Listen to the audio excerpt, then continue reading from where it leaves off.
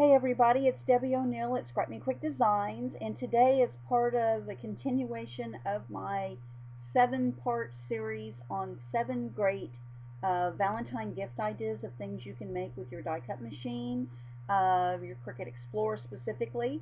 And today I'm talking about how to make your own custom treat toppers to go on pre-bought treats specifically, or if you want to bake cookies or brownies or whatever and put them in a Ziploc bag, that's fine too. But you want to make your own custom topper to go on them. So what I've done is I'm making these for my granddaughter. Sorry, for my granddaughter to give out.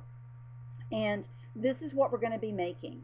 So this is a little treat topper that's made out of cardstock that I'm going to do the print and cut feature using the Cricut Explorer, and I'm going to show you exactly how I made this. Um, this will fit the width of the treat. Okay, so I've measured how big my bag is, and I'm using these adorable goldfish baked graham cracker snacks from Petridge Farm. That they're graham vanilla cupcakes, and they come in I think there's 25 in a bag, and they're all little individually wrapped, so they're great for her to give out at school because they are not allowed to bring homemade treats. So she wanted to give her friend something for Valentine's Day. So I came up with this idea. She loved it, so we're going with it.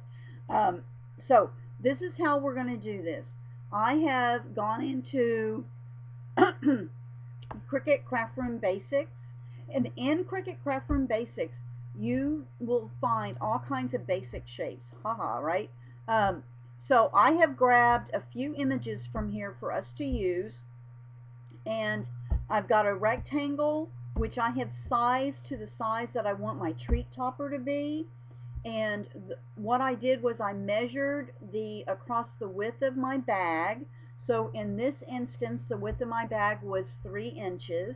And then I decided I wanted my topper relative to the overall size of my little treat bag that I'm using. So I wanted it to be a completed size of 2 inches tall. So to make it so it wraps across the back, I made it 4 inches tall. Okay, so that's how I got to this shape, and why I picked this size is because I'm doing it for the topper for the back. So that's how you could go through and measure yourself and figure out why do you need to make your rectangle to be able to fold it over to make the treat bag. Okay. The other thing that I did was I grabbed a couple of shapes that I wanted to use, because obviously Valentine's Day, hearts, right? So I'm going to show you how I'm going to put all this together. It'll go pretty quickly here once you kind of get a design idea in your mind. I'm showing you how to make this, okay? This is the exact same thing, except that I only made a smaller rectangle, okay? And this is like a little nameplate that I'm going to put on the back of the folded version here. So all I did was I sized it so it would fit here, and I'll just have my granddaughter glue those on to the back of her little treat bags, okay? And then she's got her name on it, who they're from and everything, and the kids will love that. And you'll do the exact same principle that I'm showing you here. I won't show you how to make this tag specifically, so don't look for that. But this is exactly how to make the treat topper bag fold over, all right? So I've got the triangle, and I want to go over to make a color because I'm using the print and cut feature in Cricut Explorer. So I do want to color my images. These come in this gray color when you bring them in from Cricut Craft Room Basics. So I want to change the color of them. The goldfish bag is kind of this golden, has this golden color for the goldfish, so I wanted to pick something that was kind of close to that color. And so I'm playing in the color picker. You'll see here I could pick just this basic gold color from the color picking selection, except that it's a little bit too bright for what I wanted it for, so I'm changing that by going into the custom color and just selecting until I get a color that looks close to what I want it to look like. Okay, so I'm going to go with that color. Alright, so that's how you change the color to your objects that you bring in that you want to do print and cut with. All right.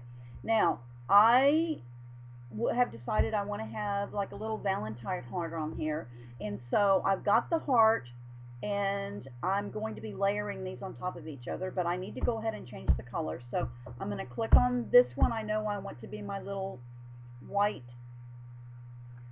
ruffled heart, and so I'm going to make that white. Okay, then I'm going to change this other heart to red because I want that one to be red. And now I'm going to drag these over on top of my image. That'll be my base. I'm going into arrange up here, so if you ever have your image that slides underneath, just hit the arrange and hit move to front, and it'll bring it to the front for you. Okay, just like that. Now, I decided I wanted to tilt this heart in the background, so just click on your image, and up here you have your rotator handle, and I just moved it until I had it at an angle that I liked it at. Okay, and now I'm going to bring my red heart over, and there again I need to do arrange and bring him to the front.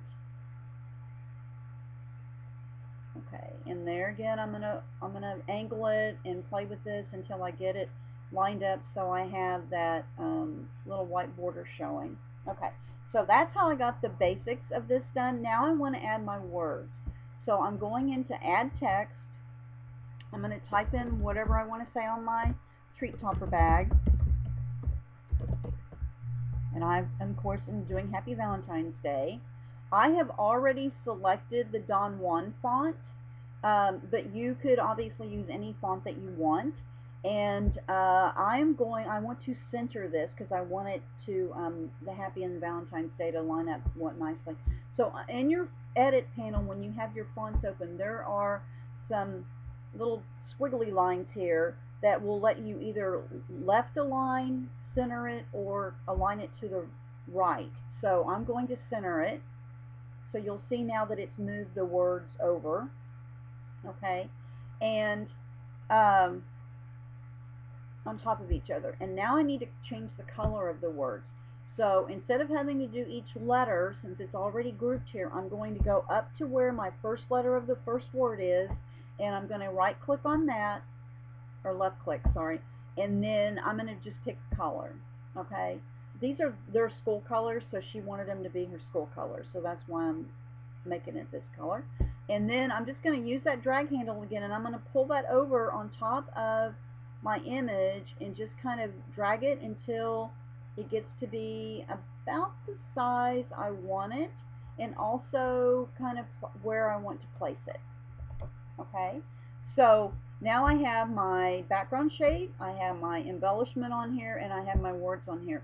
All I need to do at this point is drag a box around my shape, and in my layers panel over here I have the flatten now is available for me to use. So I'm going to hit flatten, and it'll take a second, and now my image is flattened and ready for me to send to do my print and cut on it. Okay, so I can go to hit go, and it'll send it to the mat for me, and I'll print it out on my printer, then I'll put it back on my Cricut mat. I have other videos showing you print and cut, so you can go look for that in my YouTube channel. But I wanted to show you that's how you make your own custom treat toppers, and I have some pictures on my blog of what the finished treat toppers look like for the Valentine's gift idea number 6 for today. Hope you guys like this. Check out my YouTube channel. I'll put a link in my blog post about that, and let me know if you have any questions. Thanks a lot, and have a great day, and hope you found this to be helpful. Bye.